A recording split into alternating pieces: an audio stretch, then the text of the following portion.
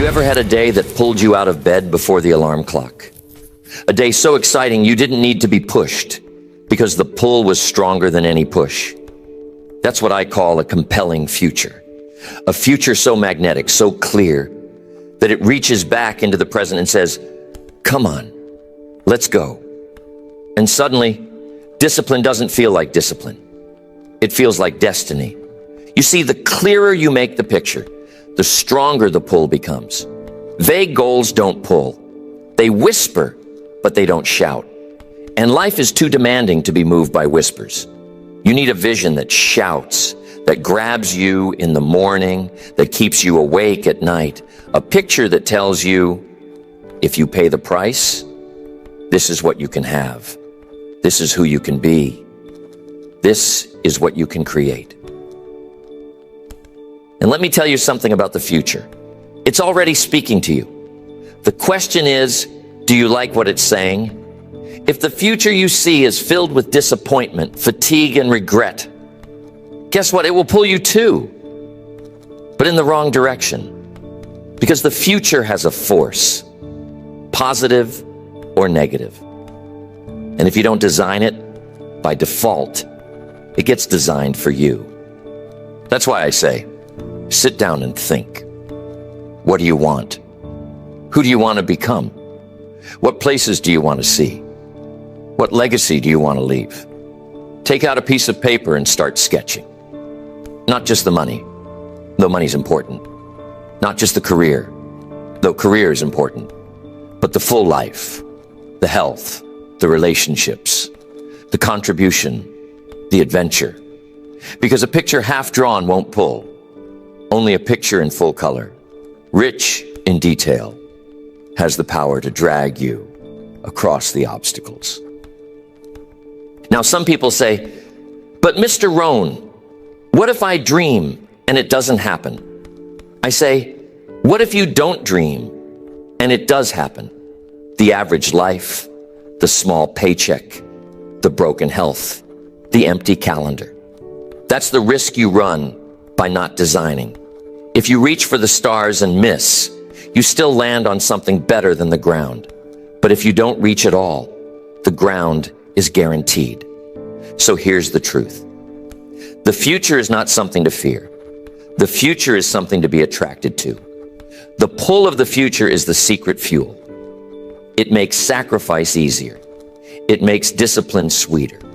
It turns the grind into joy, because the grind is no longer punishment. It's preparation. And once you catch that vision, once you create that compelling future, you won't have to be pushed. You'll be pulled. When I was 25, I thought the big breakthrough would come from luck. Maybe I'd meet the right person. Maybe someone would notice me and open a door. But luck is not a strategy.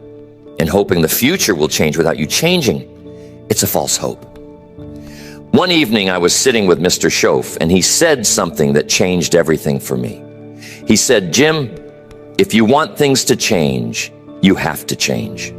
If you want your future to be different, you gotta be different. Now that hit me like a hammer. Because up until then, I was waiting on the world to get better, while I stayed the same. But that's not how it works. The future doesn't respond to wishes. It responds to the person you become. Let me put it this way. Your skills are the blueprint. Your habits are the bricks. And your philosophy, that's the foundation. If you're building a house and the foundation is weak, it doesn't matter how nice the walls look. They'll crumble in time. That's the same with life. If your philosophy is shallow, if your beliefs about work and value and growth are flimsy, the future you build won't hold up under pressure. Now, philosophy is just a fancy word for the set of ideas you live by. And here's what I discovered. Small errors in philosophy, repeated every day, show up years later as disaster. But small disciplines, repeated every day, show up years later as fortune. That's the law. You can't trick it. You can't cheat it. You plant corn, you don't get pumpkins. You plant weeds, you don't get roses. The soil doesn't care. It always returns what you put in. So ask yourself, what seeds are you planting for your future? Every conversation, every book, every hour at work, every dollar saved or wasted, they're seeds, and they don't disappear. They grow. If you want a compelling future, you've got to be intentional with the seeds. Otherwise, weeds take over. And weeds don't need encouragement. Neglect alone is enough. Don't set your goals too low. Don't say, if I could just scrape by, I'll be satisfied. That's not a future. That's a trap. Because if your goal is survival, guess what you attract? Just enough to survive. But if you design a future of abundance, contribution, and joy, you stretch yourself. And that stretch, that's where the magic happens. I used to think it was greedy to want more. But here's what I learned. It's not greedy to want to be wealthy, healthy, and wise. It's responsible. Because when you're broke, you can't help many people. When you're sick, you can't show up for your family. When you're ignorant, you can't teach anyone else. But when you design a future of strength, success, and knowledge, you have more to give. And giving is what makes life rich. Imagine you're on a ship heading across the ocean. The question is not, will the wind blow? Of course it will. Sometimes in your favor, sometimes against you. The question is, did you set the sail? Because if you don't, you'll drift. And drifting never takes you to a compelling future. It only takes you to the rocks. But if you set the sail, philosophy, discipline, design, you can harness even the contrary winds and still arrive at your chosen destination. And here's the most important thing. Once you design the future you want, it begins to pull you. The more detail you give it, the stronger the pull. It's not the push of discipline that gets you up early. It keeps you studying. It keeps you saving.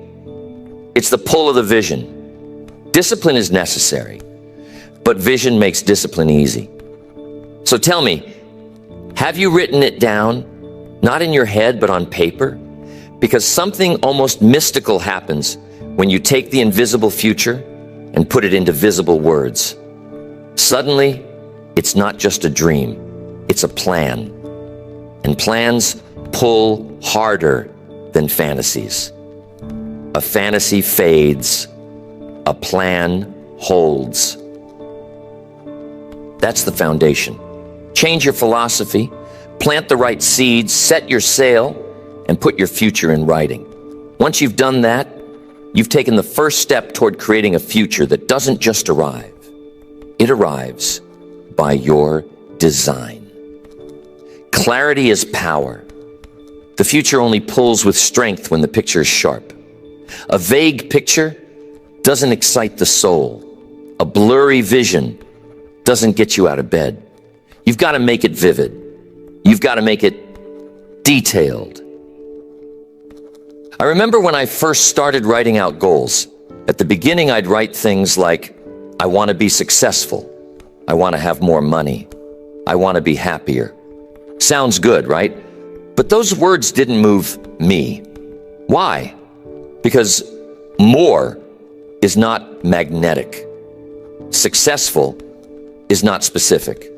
Happier is not measurable. It wasn't until I wrote things like, I want to earn $100,000 in the next 12 months. I want to buy a house with a white fence and a library of at least 1,000 books. I want to take my parents on a vacation to places they've never seen.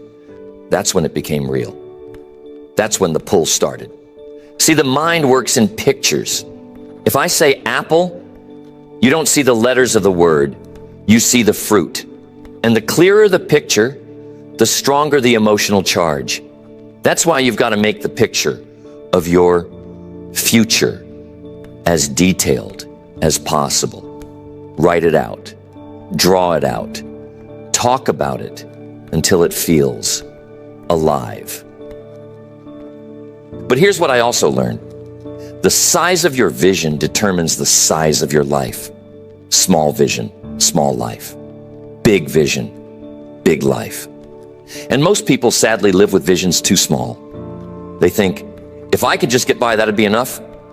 But just getting by has no pull.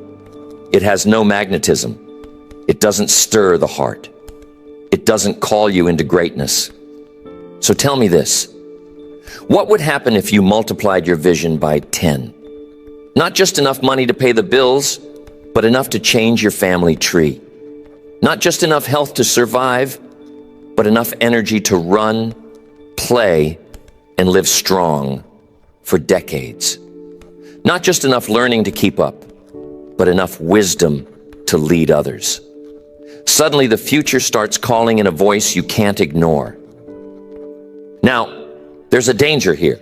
Some people get so inspired by a big vision, they forget the bridge called discipline. They dream of a mansion, but won't swing the hammer. They dream of wealth, but won't study finance. They dream of health, but won't put down the fork. And I say, don't fool yourself. The vision pulls, yes, but only if you build the bridge. Dreams without discipline turn into delusion. That's why the formula is simple. Clarity of vision plus daily discipline equals a compelling future. Without clarity, discipline feels heavy. Without discipline, clarity feels hollow. But when you combine them, the pull is unstoppable. Let's say we're flying a plane to the East Coast. You don't just point the nose of the plane east and hope we end up in New York. We map it, and then we adjust as we go. That's the same with your life. You can't just say, I want to be rich. I want to be happy. You've got to chart the course mile by mile. And then you've got to adjust when the winds change. Now here's the beauty. Once the vision is clear, obstacles lose their power. Why? Because the vision makes the struggle worth it. A vague dream isn't worth suffering for. But a vivid future, oh, you'll suffer gladly for that. You'll trade late nights and early mornings. You'll skip short-term pleasures for long-term joy because the pull of the future is stronger than the push of the present. So here's the assignment. Don't just dream, detail. Don't just wish, write. Don't just imagine, design. Put your future on paper in living color. And when you do, you'll notice something remarkable. The future starts to speak back. It says, come on, you can do it. Don't quit now. Keep going. And suddenly life is not about enduring the present, but about being drawn forward by a vision that won't let you go. That's the magic of a vivid, magnetic future. And that's the next level.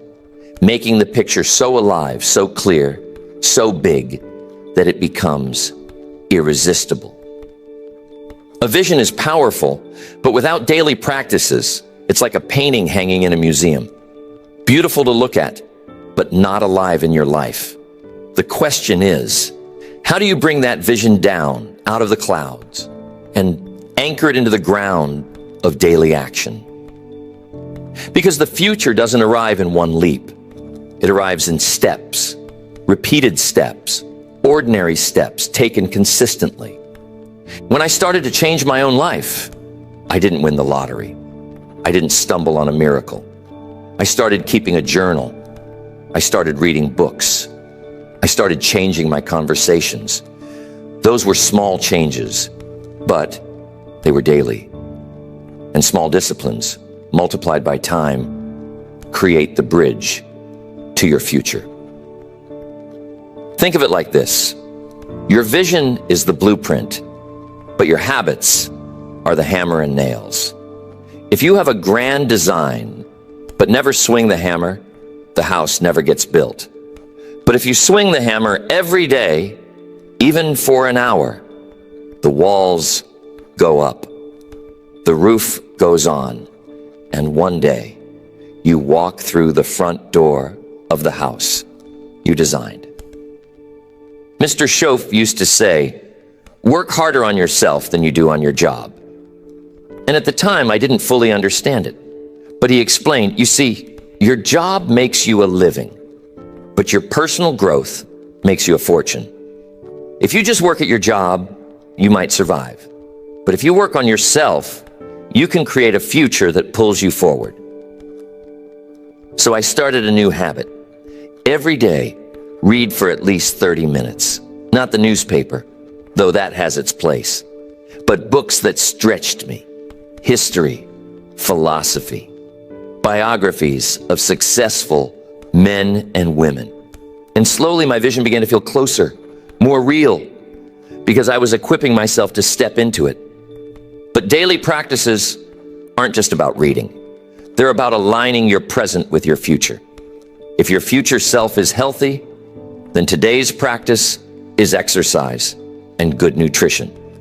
If your future self is wealthy, then today's practice is saving, investing, and developing skills that multiply your income. If your future self is wise, then today's practice is reflection, journaling, and learning. Every action is a vote for the future you're creating. And measure your progress. Don't just live by vague feelings. Write down your targets. Track your habits. Count the miles you run, the pages you read, the dollars you save. Because what gets measured gets improved. The future doesn't pull you by accident.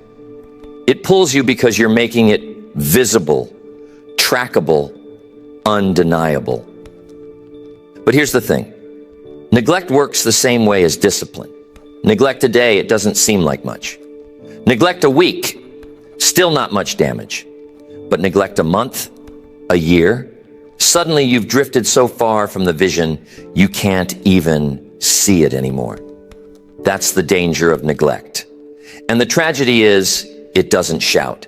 It whispers. It says, just skip today, you can catch up tomorrow. But the cost of neglect always comes due. The opposite is also true. Discipline doesn't shout either. It whispers. It says, read the next page, take the next walk, save the next dollar. And in the moment, it feels small. But discipline, accumulated, becomes destiny. Little steps compound into a future you can't imagine. So here's the lesson. Make your future visible. Then align your present practices with it. Don't try to leap there in a day. Take the steps, build the habits, measure the progress. Because if you do, one morning you'll wake up and realize you're not chasing the future anymore. The future is chasing you. Excuses are the great thieves of the future. They sound innocent, but they rob you blind. People say, I don't have the time. I don't have the money. I don't have the education. I don't have the connections. And I say, stop. That's not the truth. That's just the story you've chosen to tell yourself. And I want to talk about obstacles because we all run into them, right? Some people think obstacles mean they're on the wrong path. Not true. See, obstacles are proof you're moving. The mountain shows up because you're climbing. The resistance comes because you're advancing. If your vision is compelling, the obstacles don't weaken you, they strengthen you. They test you. They shape you into the person worthy of the future you design. Think of it like the gym.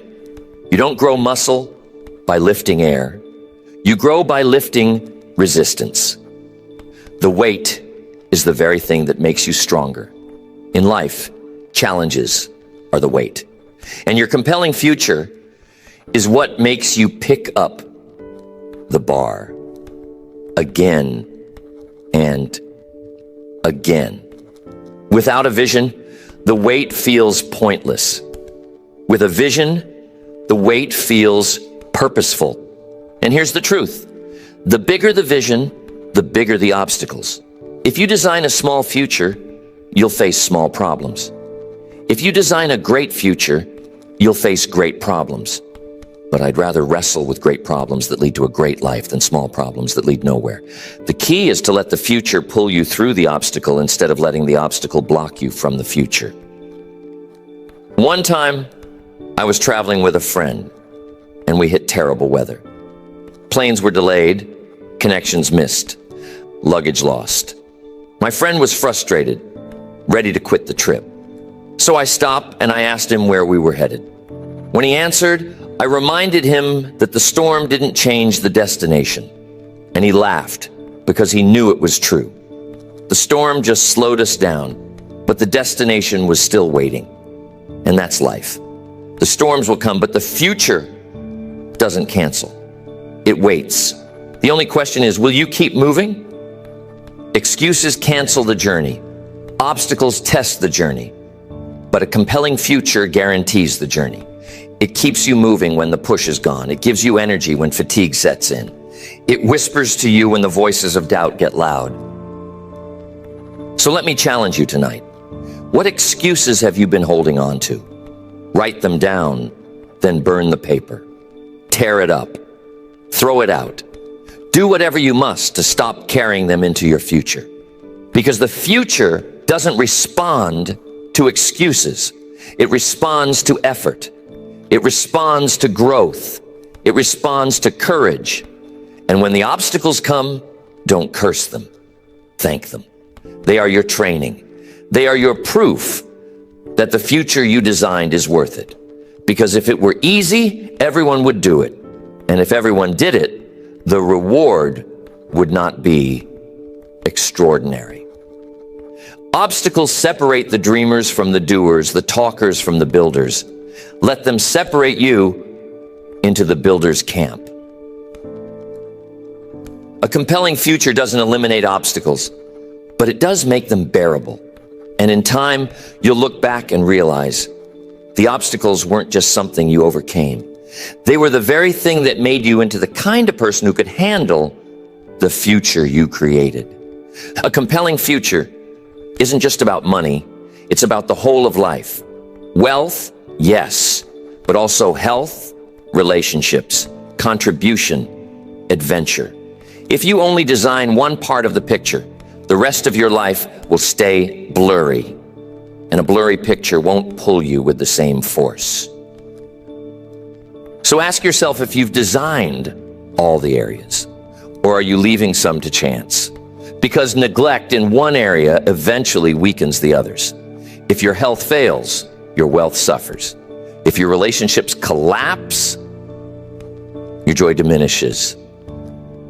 If your finances are a mess, your options shrink.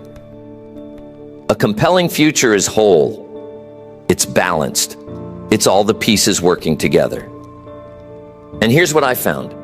When you begin to design a future that includes all these areas, something happens. Your standards rise. You begin to say, if I can be wealthy, why not also be healthy? If I can be successful, why not also be a great parent? If I can achieve, why not also contribute? And soon the pull is not just from one direction. It's coming from every direction. The future becomes like a magnet with many poles, pulling you forward with greater force. So don't just think about money. Don't just think about career. Think about the full picture. Wealth, health, relationships, contribution, adventure. That's the kind of future worth designing. That's the kind of future that pulls. At some point, it all comes down to a decision. Drift or design. Delay or act. Average or extraordinary. The future doesn't wait forever.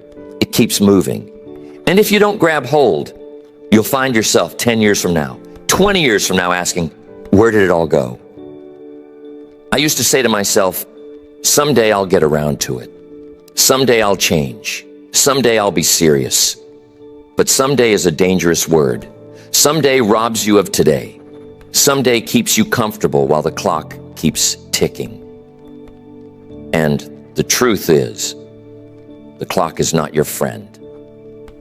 Time is running. The question is, are you running with it or watching it? Here's the call to maturity. Take responsibility now. Stop waiting for a better season. Stop waiting for more money, more time, more certainty. If you can't design a compelling future with what you have now, more won't change you. You design first, then you grow into it.